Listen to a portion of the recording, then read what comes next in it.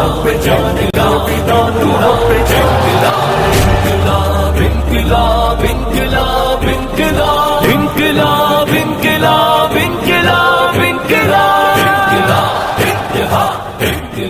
الله الرحمن الرحيم. الحمد لله رب العالمين، والصلاة على سيد الأنبياء والمرسلين وعلى آله وأصحابه أجمعين. أما بعد، فإن الحديث كتاب الله، وأحسن الهدي هدي محمد صلى الله عليه وسلم، وخير الأمور عوازمها، وشر الأمور محدثاتها، وكل محدثة بدعة، وكل بدعة ضلالة، وكل ضلالة في النار. وبالسند المتصل منا إلى الشيخ الإمام الهمام الحافظ الحجة أمير المؤمنين في الحديث أبي عبد الله محمد بن إسماعيل بن إبراهيم بن المغيرة بن بردزبة فيه اليماني البخاري رحمه الله. اللهم انفعنا بعلومه وعلومهم آمين يا رب العالمين. باب قول الله: ونضع الموازين القسط ليوم القيامة وأن أعمال بني آدم وقولهم توزن. وقال مجاهد: القسطاس والعدل بالرومية، ويقال القسط مصدر المقسط وهو العادل، وأما القاسط فهو الجائر. وبه قال حدثنا أحمد بن أشكاب قال حدثنا محمد بن فضيل عن عمارة بن القعقاع عن أبي زرعة عن أبي هريرة قال: قال رسول الله صلى الله عليه وسلم: كلمتان حبيبتان إلى الرحمن، خفيفتان على اللسان، ثقيلتان في الميزان، سبحان الله وبحمده سبحان الله العظيم. بسم الله الرحمن الرحيم. باب قول الله تعالى: ونضع الموازين القسط ليوم القيامة وأن أعمال بني آدم وقولهم يوزن. وقال مجاهد: القسطاس العدل بالرومية، ويقال القسط مصدر المقسط وهو العادل، وأما القاسط فهو الجائر. وبه قال حدثنا أحمد بن أشكال قال حدثنا محمد بن فزيل عن عمارة بن القعقاع عن أبي زرعة عن أبي هريرة رضي الله تعالى عنه وعنهم قال: قال النبي صلى الله عليه وسلم: كلمتان حبيبتان إلى الرحمن، خفيفتان على اللسان، ثقيلتان في الميزان، سبحان الله وبحمده سبحان الله العظيم. بسم الله الرحمن الرحيم.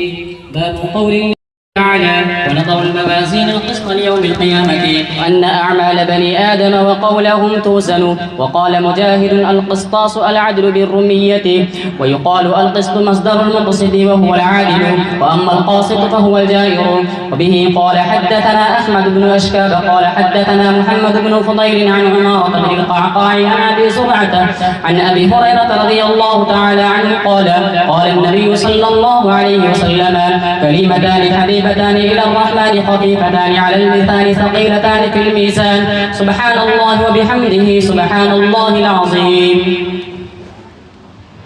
بسم الله الرحمن الرحيم. باب قول الله تعالى: ونضع الموازين القسط ليوم القيامة وأن أعمال بني آدم قولهم يوزن. فقال مجاهد: القسطاس العدل بالرومية، ويقال القسط مصدر المقسط وهو العادل، وأما القاسط فهو الجائر. وبه قال حدثنا أحمد بن أشكاب قال حدثنا محمد بن فضيل عن عمارة بن القعقاع عن أبي زرعة عن أبي هريرة رضي الله تعالى عنه وعنهم قال: قال النبي صلى الله عليه وسلم: كلمتان حبيبتان إلى الرحمن، خفيفتان على اللسان، ثقيلتان في الميزان، سبحان الله وبحمده سبحان الله العظيم. بسم الله الرحمن الرحيم. باب قول الله: ونضع الموازين القسط ليوم القيامة وأن أعمال بني آدم وقولهم توزن. وقال مجاهد: القسطاس العدل بالرومية، ويقال القسط مصدر المقسط وهو العادل، وأما القاسط فهو الجائر. وبه قال حدثنا أحمد بن أشعب قال حدثنا محمد بن فضيل عن عمارة بن القعقاع عن أبي زرعة عن أبي هريرة رضي الله تعالى عنه قال: قال النبي صلى الله عليه وسلم: كلمتان حبيبتان إلى الرحمن، خفيفتان على اللسان، ثقيلتان في الميزان، سبحان الله وبحمده سبحان الله العظيم. بسم الله الرحمن الرحيم. الحمد لله رب العالمين والصلاة والسلام على سيد المرسلين وعلى آله وصحبه أجمعين أما بعد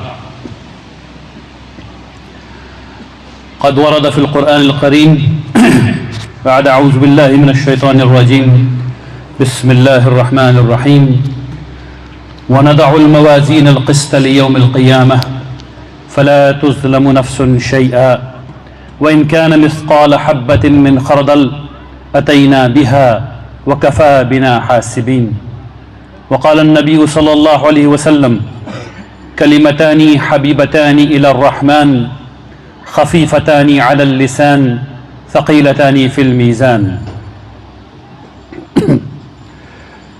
علماء اکرام، عزیز طلبہ، السلام علیکم ورحمۃ اللہ وبرکاتہ. اللہ سبحانہ و تعالیٰ کے احسان ہے، اللہ کا شکر ہے کہ اس جامعہ میں، دارالعلوم الاسلامیہ میں ایک اور کامیاب سال کا اضافہ ہوا. کامیاب اس نقطہ نظر سے کہ آج آپ کے سامنے ماشاء اللہ 5 طلبہ عالم بن کر کے یہاں سے نکلنے والے ہیں. اللہ تبارک تعالیٰ ان لوگوں سے خوب کام لے اور اللہ تبارک تعالیٰ ان کے اساتذہ کو بہتر بدلہ عطا فرمائے. آمین یا رب العالمین. میرا کام ابھی یہ ہے کہ میں اس حدیث کے نقطہ نظر چند باتیں آپ کے سامنے رکھوں، اور وقت بہت کم رہ گیا ہے ابھی سے لے کر کے اور عصر کے درمیان. ناظم صاحب نے مجھے یہ حکم دیا ہے میں 15 منٹ میں اسے ختم کر لوں، تو انشاءاللہ میں کوشش کروں گا کہ لمبی بات نہ ہو. حدیث میں ہے، امام بخاری رحمۃ اللہ علیہ فرماتے ہیں، قرآن کی آیت لاتے ہیں اور فرماتے ہیں وَنَضَعُ الْمَوَازِينَ الْقِسْطَ لِيَوْمِ الْقِيَامَةِ. اس کا مطلب ہے کہ ہم یوم قیامہ کے لیے، آخرت کے دن کے لیے میزان قائم کریں گے. اب سب سے پہلی بات تو یہ سمجھنے کی ہے کہ اللہ سبحانہ و تعالیٰ یہاں پر جو کہہ رہے ہیں وہ میزان کی بجائے موازین کہہ رہے ہیں. تو موازین کیوں کہہ رہے ہیں؟ اس لفظ میں بہت ڈھیر سارے نکات ہیں جو عام طور پر درس میں بتایا جاتا ہے، لیکن چونکہ وقت مختصر ہے اس لیے اس کو اس طرح سمجھیے کہ اللہ تبارک تعالیٰ آخرت کے دن ایک ایسا ترازو قائم کرنے والے ہیں، ایک ایسا نظام قائم کرنے والے ہیں جس سے کسی پر کوئی ظلم نہیں ہوگا. ہر وہ چیز جو انسان نے کی ہے، چاہے وہ رائی کے دانے کے برابر بھی کیوں نہ ہو، وہ اللہ سبحانہ و تعالیٰ لے آئیں گے اور اسے تولا جائے گا، یعنی کہ اس کا حساب کتاب کیا جائے گا. اب اس کے اندر جو چیز تھوڑی بہت سمجھنے کی ہے وہ یہ ہے، اب جو بات تھوڑی بہت سمجھنے کی ہے وہ یہ ہے کہ اس میزان پر کیا چیز تولی جائے گی. اب اس میں کئی بحثیں ہیں کہ نامہ اعمال تولا جائے گا. ایک حدیث میں ہے کہ 99 دفتر لائے جائیں گے، رجسٹر لائے جائیں گے اور اس کو تولا جائے گا، اور پھر ایک طرف ایک بطاقہ لایا جائے گا اور وہ تولا جائے گا، اور اس بطاقہ میں، اس کارڈ میں لکھا ہوگا اشہد ان لا الہ الا اللہ واشہد ان محمدا عبدہ ورسولہ، اور وہ بھاری ہو جائے گا. دوسری بات لوگوں میں دوسری حدیث میں کون ہے مائک آپریٹر؟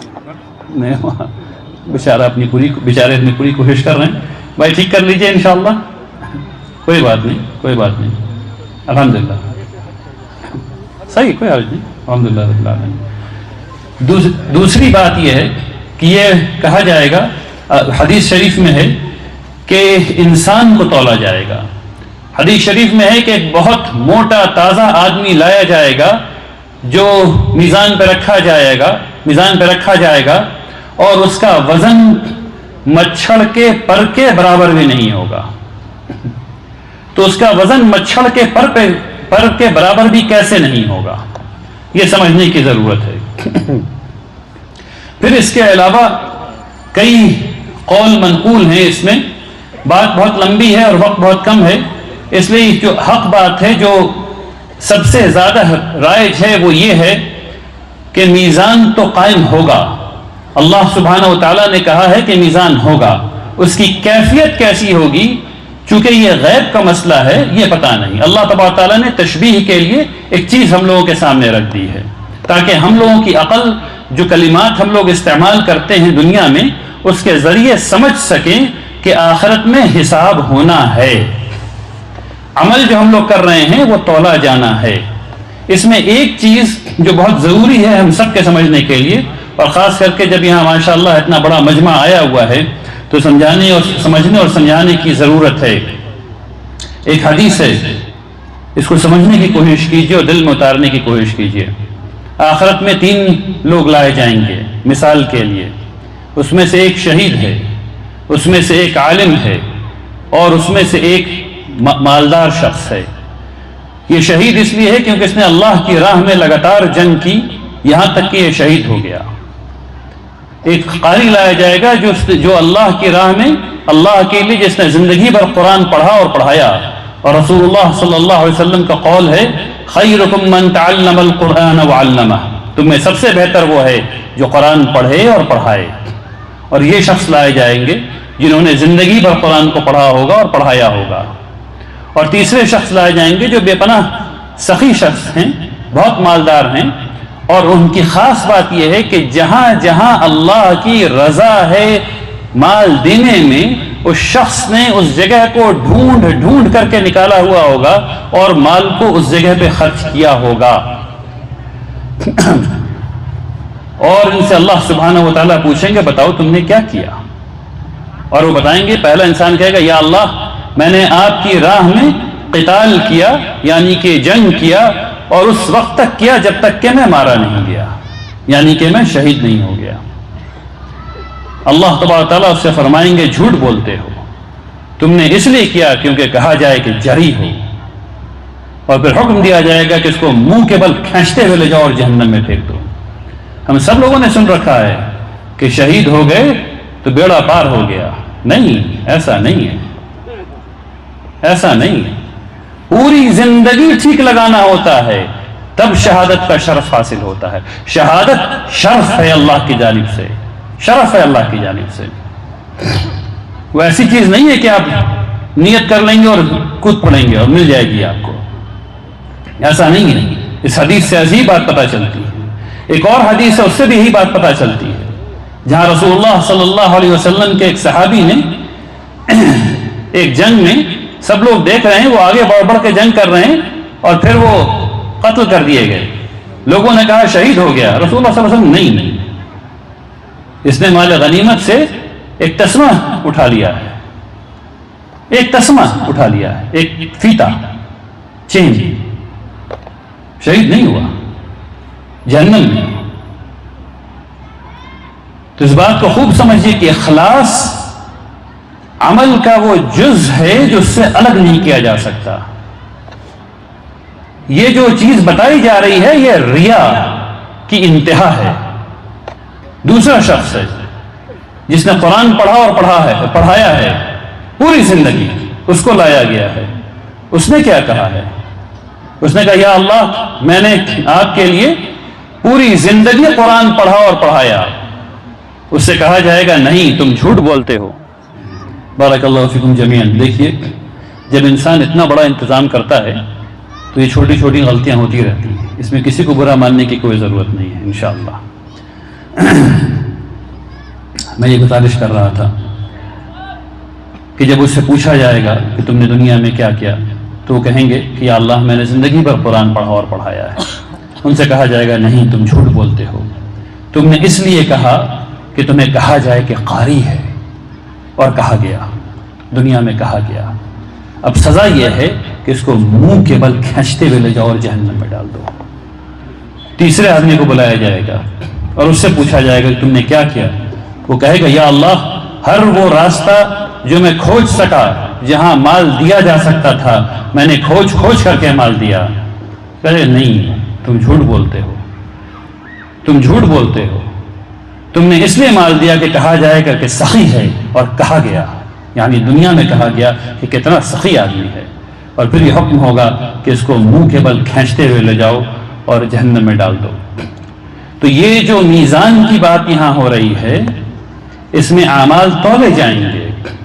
عمل قرآن کا پڑھنا پڑھانا بھی ہے، ایک وہ ہے جو ریا کے ساتھ ہے، دکھانے کے لیے ہے، ایک وہ ہے جو اللہ کے لیے ہے۔ اگر جو اللہ کے لیے ہے تو وہ وزن بھاری ہوگا، اگر وہ جو ہلکا ہے تو کچھ نہیں ہے، جہنم۔ یعنی ان تین چیزوں سے بہتر اسلام میں کچھ نہیں ہے۔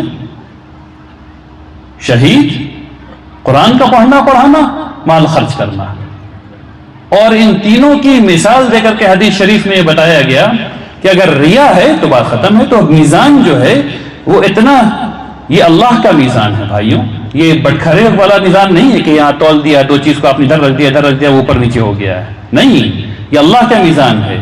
یہ اس چیز کو بھانپے گا، یہ جانے گا کہ اس میں اخلاص تھا یا نہیں، یہ دکھاوا تھا یا نہیں۔ اس سلسلے میں سب سے اچھی بات کم از کم میرے نزدیک حضرت شاہ ولی اللہ رحمۃ اللہ علیہ فرماتے ہیں کہ میزان ہے، اس کی کیفیت اللہ کو پتہ ہے، اعمال تولے جائیں گے، اور اعمال کی جو پیرامیٹر ہے جس پہ وہ اصل تولا جانا ہے وہ اخلاص ہے، وہ نیت ہے آپ کی۔ اسی لیے حضرت امام بخاری رحمۃ اللہ علیہ نے جو پہلی حدیث کوٹ کی ہے وہ انما الاعمال بالنیات۔ اس لیے یہ بہت اچھا موقع ہے کہ جتنے لوگ یہاں پر ہیں، جتنے آج جو آپ 5 حضرات عالم بن رہے ہیں، امام بخاری رحمۃ اللہ علیہ کی اس حدیث سے فائدہ اٹھائیں۔ انہوں نے جو حدیث لکھا ہے، خاص کر کے پہلی حدیث، اس کو پڑھیے، اس کو سمجھیے، اپنی نیت کو پاک کیجیے، اللہ سبحانہ و تعالیٰ کی رضا کے لیے کیجیے۔ تمام لوگوں سے یہ گزارش ہے کہ ابھی یہ اچھا موقع ہے کہ آپ یہاں آنے کو اللہ کی رضا کے لیے قرار دیں، اپنے دل میں کہیں یا اللہ میں یہاں آیا ہوں سیکھنے سکھانے، آپ کی رضا حاصل کرنے کے لیے۔ وقت کی کمی ہے بہرحال۔ پھر امام بخاری رحمۃ اللہ علیہ فرماتے ہیں وَأَنَّ أَعْمَالَ بَنِي آدَمَ وَقَوْلَهُمْ يُوزَنُ، انسان کے عمل اور ان کا قول تولے جائیں گے۔ اب عمل تو سمجھ میں آتا ہے، قول کا کیا ہے؟ قول تو کلمہ ہے، منہ سے نکلا، ہاں یہ بھی تولا جائے گا، کیونکہ اس کے آگے جو حدیث آ رہی ہے وہ بتا رہی ہے کہ تولا جائے گا۔ وہ کہہ رہی ہے یہ 2 کلمات ایسے ہیں جو میزان پر بھاری ہیں، تو کلمہ تو منہ سے نکل رہا ہے، یہ عمل ہے جو تولا جائے گا، اور اس عمل میں بھی ریا اور اخلاص دیکھا جائے گا۔ ہم سب لوگوں کو پتہ ہے کہ نماز دکھا کر کے پڑھنے کا کیا گناہ ہے، اور نماز اللہ کے لیے پڑھنے کا کیا ثواب ہے۔ اس کے بعد یہ فرماتے ہیں وقال مجاہد رحمۃ اللہ علیہ کے بارے میں بات کی جا رہی ہے، حضرت ابن عباس رضی اللہ تعالیٰ عنہ کے شاگرد، بہت زبردست مفسر، انہوں نے فرمایا القسطاس العدل بالرومیہ، فرماتے ہیں جو کلمہ ہے قسطاس وہ رومی زبان کا ایک لفظ ہے، روم کے زبان کا ایک لفظ ہے۔ اب یہاں پر کئی نکات ہیں، اس کو تیزی سے سمجھانے کی بات کرتا ہوں کہ جو ایک بات جو بار بار آتی ہے اس میں، وہ یہ کہ اگر یہ روم کی زبان کا لفظ ہے تو یہ قرآن میں کیا کر رہا ہے؟ قرآن تو عربی میں نازل کیا گیا، کم سے کم 11 جگہوں پر اللہ سبحانہ و تعالیٰ قرآن میں کہتے ہیں کہ اس کو عربی میں نازل کیا، یہ عربی ہے۔ تو قسطاس جو ہے وہ تو رومی زبان ہے، یہ یہاں کہاں سے آ گیا؟ تو وہ ایسے آ گیا کہ جیسے ہم لوگ اردو میں کہتے ہیں کہ ہم پاس ہو گئے، ہم فیل ہو گئے، نہ پاس اردو کا لفظ ہے نہ فیل اردو کا لفظ ہے۔ آج سے پہلے ہم میں سے بہت سے لوگوں نے کبھی سوچا بھی نہیں ہوگا کہ انگریزی کا لفظ ہے، اردو میں استعمال کرتے ہیں، پاس ہو گئے فیل ہو گئے۔ اچھا اردو میں پاس ہونا وہ کیا کہتے ہیں ذرا بتائیے گا، ہے نا؟ کامیاب ہونا، لیکن کتنے لوگ بولتے ہیں کامیاب ہو گئے؟ کتنے لوگ بولتے ہیں؟ اب سب مستعمل ہے، جانتے ہیں سب، اس کو اردو زبان کا لفظ سمجھتے ہیں۔ ٹھیک اسی طریقے سے اردو کا لفظ ہے دن، اردو کا لفظ ہے رات، اردو کا لفظ ہے سوموار، اردو کا لفظ ہے منگلوار، اردو کا لفظ ہے بدھوار، یہ مستعمل ہے، سب لوگ استعمال کرتے ہیں اور اردو کا لفظ سمجھتے ہیں، حالانکہ یہ 5 لفظ سنسکرت کے ہیں۔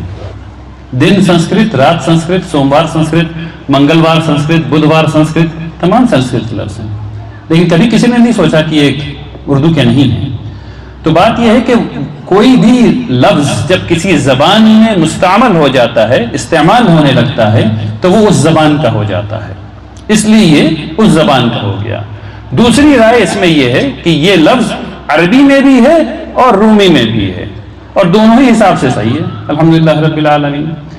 इमाम कुर्तुबी रहमतुल्लाह अलैह ने 118 अल्फाज कुरान में ऐसे ढूंढ के निकाले हैं जिसकी असल अरबी में नहीं है। मसलन लूत अलैहिस्सलाम का नाम लूत, नूह, ये तमाम नाम जो हैं ये अरबी नहीं है, लेकिन कुरान में मौजूद हैं। इन तमाम का जवाब, इन तमाम की समझ, फहम यही है कि अगर लफ्ज़ किसी ज़बान में मुस्तअमल है, उसमें इस्तेमाल हो रहा है, तो उस ज़बान का लफ्ज़ है। ये सही बात है। फिर फरमाते हैं और कहा गया, वो युक़ाल, कहा गया, ये मुजाहिद रहमतुल्लाह अलैह का कौल नहीं है, कहा गया। क्या कहा गया? अल-क़िस्तु मस्दरुल मुक़सित व हुवा अल-आदिल। क़िस्त जो है वो मुक़सित का मस्दर है जिसका मतलब आदिल होता है। अब इसमें अच्छी बहस है, लेकिन तेजी से ये बताऊं कि असल में क़िस्त जो है वो दोनों मानों में इस्तेमाल होता है, यानी उसका मतलब जुल्म भी है और उसका मतलब अदल भी है। यहां पर चूंकि अल्लाह सुब्हानहू व तआला ने फरमाया है वनदउल मवाज़ीन अल-क़िस्त, तो अल्लाह सुब्हानहू व तआला जुल्म का तराजू कायम नहीं कर रहे, अदल का तराजू कायम कर रहे हैं। इसलिए उसकी वजाहत की गई कि जो इस्तेमाल है इसका, क़िस्त का, वो अदल के माने में है। और फरमाते हैं अम्मल क़ासिद फ़हुवल जाइर, यानी क़ासिद का मतलब जो है वो जुल्म करने वाला है। अब उसके बाद हदीस है, हद्दसनी अहमद इब्न इश्काब। इमाम बुखारी रहमतुल्लाह अलैह फरमाते हैं कि मुझसे फरमाया अहमद इब्न इश्काब रहमतुल्लाह अलैह ने, और उनसे फरमाया मोहम्मद इब्न फुदैल रहमतुल्लाह अलैह ने, और उनसे सुना या उनसे हासिल हुआ उमारा इब्न क़अक़ा रज़ियल्लाहु तआला रहमतुल्लाह अलैह को, और फिर अबी ज़ुरआ रहमतुल्लाह अलैह को, यहाँ तक के बात पहुँची अबू हुरैरा रज़ियल्लाहु तआला अन्हु तक, जिन्होंने फरमाया कि नबी करीम सल्लल्लाहु अलैहि वसल्लम ने फरमाया कलिमतानी हबीबतानी इला रहमान, दो कलिमात ऐसे हैं जो अल्लाह को महबूब हैं।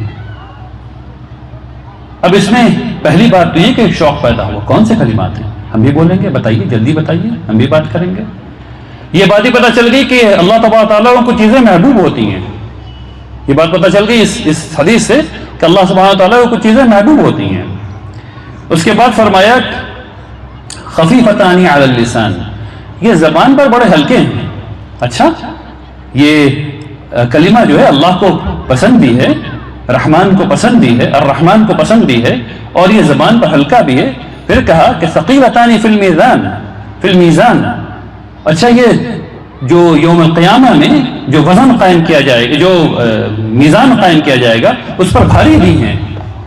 अच्छा, जल्दी बताइए ये कलिमा कौन है, क्या क्या कलिमात हैं ये? तब बात आई सुब्हान अल्लाहि व बिहम्दिही सुब्हान अल्लाहिल अज़ीम। तो यहाँ पर बताने के तरीके से ये बात पता चल रही है कि जो असल बात थी वो थी सुब्हान अल्लाहि व बिहम्दिही सुब्हान अल्लाहिल अज़ीम। इसकी तशवीक़ के लिए इसकी तारीफ़ पहले की गई, यानी ख़बर जो है उसको मुक़द्दम रखा गया, पहले बताया गया, और जो मुब्तदा है उसको बाद में लाया गया, ताकि लोगों के अंदर शौक़ पैदा हो इसको सुनने का, समझने का, इस पर अमल करने का। अब बात आई सुब्हान अल्लाहि व बिहम्दिही सुब्हान अल्लाहिल अज़ीम। तो सुब्हान अल्लाह का क्या मतलब है? सुब्हान अल्लाह का मतलब यह है सुब्हान अल्लाह के मतलब को समझने से पहले दो तीन चीज समझ लीजिए। दीन में हजरत आदम अलैहिस्सलाम से जब से अल्लाह सुब्हानहू व तआला ने इंसानों को भेजा और दीन नाजिल फरमाया, यानी हजरत आदम अलैहिस्सलाम से, और उनके जरिए उनके बाद इंसानों ने अल्लाह पर तोहमत बांधना शुरू किया और करते रहे। कुछ लोगों ने कहा कि अल्लाह को बेटा हो गया है, कुछ लोगों ने कहा कि अल्लाह ने ये तीन बेटे पैदा किए हैं और ये बेटी पैदा की है, और फिर खुदा न खास्ता उसने गलत काम किया है और ये बेटे हैं उनके। ये भी एक मजहब है। कुछ लोगों ने कहा कि लात और मनात अल्लाह की बेटियां हैं। मक्का में लात और मनात को अल्लाह की बेटी कहा जाता था। تو انسانوں نے اللہ سبحانہ و تعالی کی توحید پر نہ صرف انگلی اٹھائی بلکہ اس کو تار تار کرنے کی کوشش کی، اور ہر دفعہ انہوں نے اللہ سبحانہ و تعالیٰ کو انسان کے درجے میں لانے کی کوشش کی، اس کو کم کرنے کی کوشش کی، اس کے مقام کو کم کرنے کی کوشش کی۔ اس کو بھی شرک کہتے ہیں۔ تو جب یہ کلمہ ہم لوگ کہتے ہیں سبحان اللہ، تو اس کلمے کا مطلب یہ ہے یا اللہ آپ میں کوئی عیب نہیں، یا اللہ آپ میں کوئی کھوٹ نہیں، یا اللہ آپ کسی کے محتاج نہیں، نہ آپ کو کسی نے پیدا کیا اور نہ ہی آپ کی کوئی بیٹی ہے، وغیرہ وغیرہ وغیرہ۔ یعنی اللہ سبحانہ و تعالیٰ کو ہم لوگ ان تمام چیزوں سے پاک اور بے عیب سمجھتے ہیں۔ یہ ہے اصل مطلب سبحان اللہ کا۔ اس کے بعد فرمایا سبحان اللہ العظیم، تو مطلب وہی اور وہاں عظمت کو شامل کیا۔ اب ہم لوگوں کو یہ بات سمجھنی چاہیے کہ اس حدیث کو آخر میں کیوں لایا گیا، اور پہلی حدیث انما الاعمال بالنیات شروع میں کیوں لایا گیا۔ شروع میں اس لیے لایا گیا اس حدیث کو، وہ اس لیے کیونکہ نیت پہ تمام عمل کا دار و مدار ہے۔ اگر آپ نیت نہیں کریں گے تو بات نہیں بنے گی۔ اگر آپ کوئی بھی کام کرنا شروع کر دیں اور نیت صحیح نہیں ہو، ہر نماز سے پہلے نیت کرتے ہیں نا، ہر نماز سے پہلے نیت کرتے ہیں، تو خاص کر کے عبادات میں نیت کی ضرورت ہے، اور ایسے زندگی گزارنے میں بھی ہر لمحہ اللہ کی رضا کی نیت مسلمان کو کرتے رہنا چاہیے، تب اس عمل کا مطلب بدل جاتا ہے، اس عمل کی تاثیر بدل جاتی ہے۔ اور یہ جو بات آخر میں آ رہی ہے، یہ بات اس لیے یہاں لائی جا رہی ہے تاکہ کیونکہ اس میں آخرت کا تصور بھی ہے اور میزان کے قائم ہونے کا تصور بھی ہے، اور دونوں کو یہاں جوڑ دیا گیا ہے۔ اب چونکہ وقت بالکل ختم ہو چکا ہے، اس لیے مناسب یہ ہے کہ میں آپ تمام حضرات کو جو آج فارغ ہو رہے ہیں انہیں اپنی سند کے ساتھ اجازت دے دوں۔ اللہ تبارک تعالیٰ آپ تمام لوگوں کو بہترین عالم بنائے انشاءاللہ۔ اللہ آپ تمام لوگوں سے بہترین کام لے۔ دیکھیے، مجھے حدیث پڑھنے اور پڑھانے کی سند حاصل ہے جناب حضرت مولانا یحییٰ ندوی صاحب رحمۃ اللہ علیہ سے، جنہیں اجازت حاصل تھی جناب حضرت مولانا عبداللطیف صاحب رحمانی رحمۃ اللہ علیہ سے، جنہیں اجازت حاصل تھی جناب حضرت مولانا فضل الرحمہ گنج مراد آبادی رحمۃ اللہ علیہ سے، جنہیں اجازت حاصل تھی حضرت مولانا شاہ عبد العزیز دہلوی صاحب رحمۃ اللہ علیہ سے، اور جنہیں اجازت حاصل تھی اپنے والد ماجد حضرت مولانا محدث شاہ دہلوی رحمۃ اللہ علیہ سے۔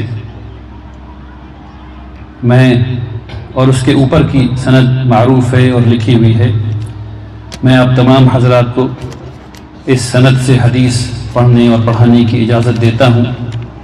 اللہ تبارک تعالیٰ آپ تمام لوگوں کو تقوی اور طہارت پر قائم رکھے اور اسی طرح زندگی گزارنے کی توفیق عطا فرمائے۔